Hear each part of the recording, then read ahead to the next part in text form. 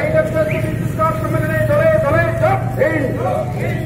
বর্ধিত 20 টাকা minimum charge অবিলম্বে প্রত্যাহার করতে হবে।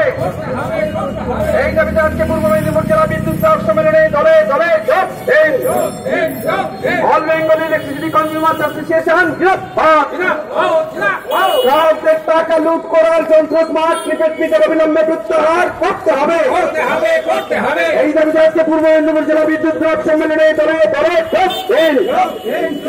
বর্ধিত মিনিমাম চার্জ অবিলম্বে